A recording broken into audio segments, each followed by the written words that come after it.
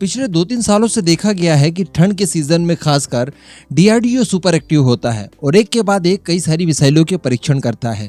हालांकि ये परीक्षण इस साल थोड़े से कम जरूर रहे, लेकिन यहाँ पर अग्नि 5 का टेस्ट करके, इवन 5 का क्या उसे 6 ही कहेंगे, उसका टेस्ट करके सारी कमियों की पूर्ति डीआरडीओ द्वारा कर दी गई। और लगातार ये तीसरा साल है जब डीआरडीओ ने इस सीजन में सर्वाधिक मिसाइलों के परीक्षण किए हैं। अभी वैसे जो अग्नि 5 का लास्ट टेस्ट हुआ था, उस टेस्ट के बाद अगर कोई और टेस्ट नहीं भी किया जाता तब भी भारत की धाक बरकरार रहती।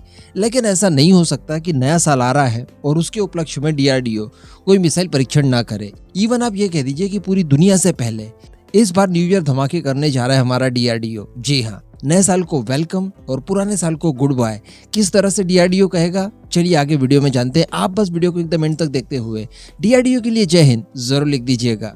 तो दोस्तों, डीआरडीओ पूरी तरह से तैयार है 2022 का आखिरी मिसाइल टेस्ट करने के लिए। जी हाँ, इसके लिए डीआरडीओ की तरफ से नोट ऑफ वार्निंग जारी कर दी गई है। नोट ऑफ वार्निंग काफी दिनों पहले जारी कर दी गई थी। मैं वीडियो थोड़ा सा लेट बना रहा हूँ, लेकिन बड़ी बात यह है कि ये नोट ऑफ वार्निंग कल से ही शुरू हो रही है। जी हाँ, 27 से लेकर 30 दिसंबर के बीच में बे ऑफ बंगाल के अंदर ये नोट ऑफ वार्निंग जारी की गई है और ये नोट ऑफ वार्निंग 690 किलोमीटर के आसपास बताई जा रही है। इस दौरान डीआरडीओ हो सकता है कि मल्टीपल मिसाइलों के परीक्षण करे, क्योंकि 27, 28, 29 और 30 4 दिन कुल हमें मिलने वाले हैं। 3 दिन तो हर हाल में मान लीजिए, तो बड़ी आसानी से इस दौरान 2-3 मिसाइलों के परीक्षण हो सकते हैं। हालांकि यहाँ पर अब कितनी मिसाइलों के परीक्षण होते हैं ये तो कल से ही हमें पता चलना शुरू हो जाएगा, लेकिन ये जरूर कहा जा सकता है कि परीक्षण होगा जरूर किसी न किसी मिसाइल का। अगर मान लीजिए कल के दिन ही किसी मिसाइल का परीक्षण कर लिया जाता है तो संभावनाएं ज्यादा बढ़ जाएंगी कि अगली बार और किसी मिसाइल का परीक्षण किया जाए, या अगर कल परीक्षण नहीं होता और नोटाम के आखिरी दिन परीक्षण होता है तो फिर समझ लीजिए कि केवल एक ही परीक्षण होगा। वैसे यहाँ पर उम्मीदें क्या क्या जताई जा रही हैं। ये जो 690 किलोमीटर के आसपास मिसाइल परीक्षण के लिए नोटाम वार्निंग जारी की गई है, इस दौरान कौन कौन सी मिसाइलों के परीक्षण हो सकते हैं तो इसके बारे में आप जान लीजिए। तो दोस्तों, यहाँ पर जो सबसे बड़ा नाम निकल कर आ रहा है वो आ रहा है स्मार्ट मिसाइल का। जी हाँ, हम जानते हैं कि डीआरडीओ एक अलग कॉन्सेप्ट के ऊपर काम कर रहा है जिसमें एक सुपरसोनिक मिसाइल होगी।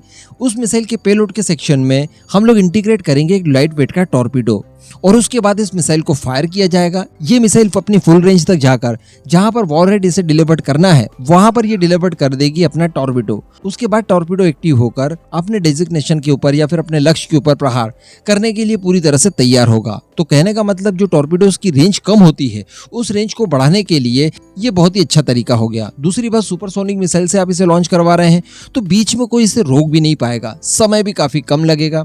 इस मिसाइल को कहा जाता है supersonic missile assisted release of torpedo और इस मिसाइल के पहले भी हम लोग कुछ परीक्षण कर चुके हैं जो कि पूरी तरह से सफल रहे हैं।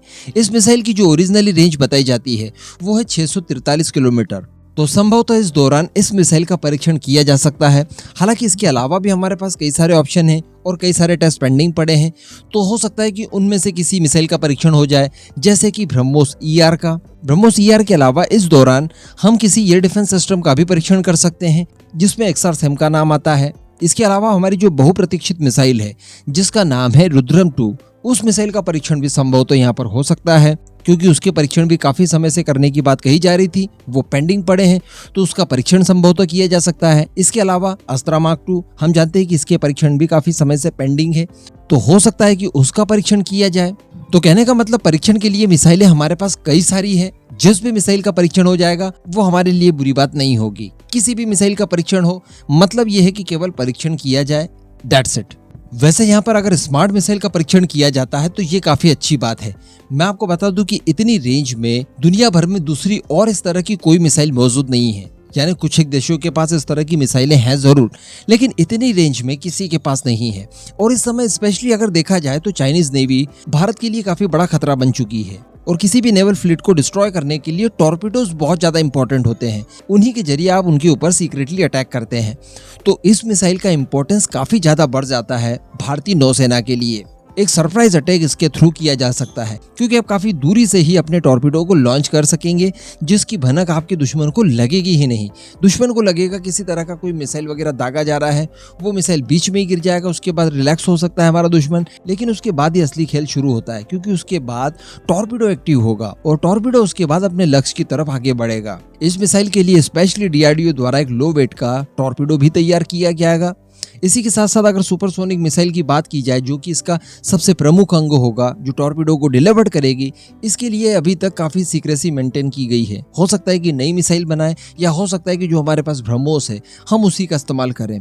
दोनों में से कोई भी ऑप्शन हो, हम बनाएं या फिर ब्रह्मोस का इस्तेमाल करें, दोनों ही तरह की मिसाइलों को बीच में रोका नहीं जा सकता। अब इस पूरे मुद्दे पर दोस्तों आपका क्या मानना है? आप एक्चुअली किस मिसाइल के परीक्षण के लिए वेट कर रहे हैं? नीचे कमेंट करके जरूर बताइएगा।